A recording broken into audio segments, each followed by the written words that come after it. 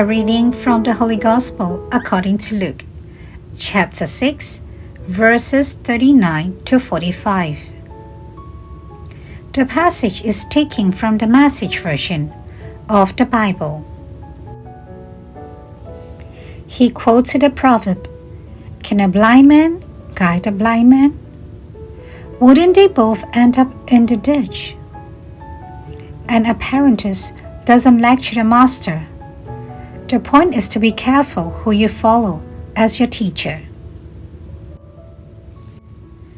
It's easy to see as much on your neighbor's face and be oblivious to the ugly sneer on your own.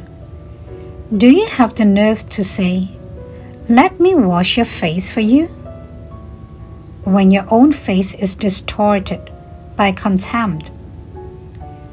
Is this "I know" better than you mentally again? Playing a holier than thou part instead of just living your own part. Wipe that ugly sneer off your face, and you might be fit to offer a washcloth to your neighbor. You don't get wormy apples off a healthy tree, nor good apples off a diseased tree. The health of the apple tells the health of the tree. You must begin with your own life-giving lives. It's who you are, not what you say or do, that counts. Your true being brims over into true words and deeds. The Gospel of the Lord.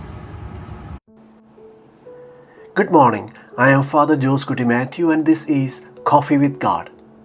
Let us now listen to a short reflection on the Holy Gospel according to St. Luke, chapter 6, verses 39 to 45. A path to wise and humble leadership.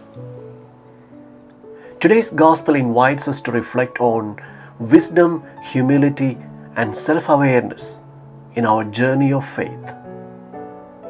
Jesus uses simple parables to teach us how to lead wisely and live with integrity. He begins with the question, "Can a blind man lead a blind man?"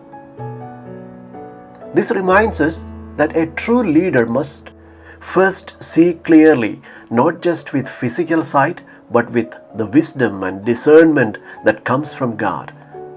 Whether we are parents, teachers, priests, or public servants, we are called to guide others. And we cannot do so if we ourselves are blind to the truth. Jesus, the perfect teacher, invites us to follow his example of meekness, mercy, and righteousness, so that we too may be sound and wise leaders.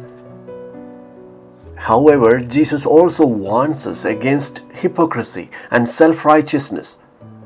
He asks, "Why do you seek the speck in your brother's eye, but do not notice the log in your own eye?" How often do we criticize others while ignoring our own faults? It is easy to judge and condemn, yet difficult to acknowledge our own weaknesses. Jesus calls us to self-examination, to recognize our flaws before pointing out the shortcomings of others. Only through humility and self-awareness can we correct others with love and credibility. Finally, Jesus reminds us that our words and actions reveal the true state of our hearts.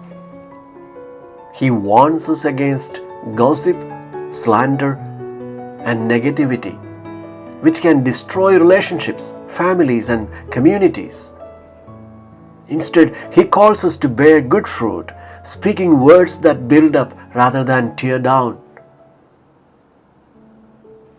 Let us ask the Lord for the grace to see clearly, to lead with humility, and love sincerely.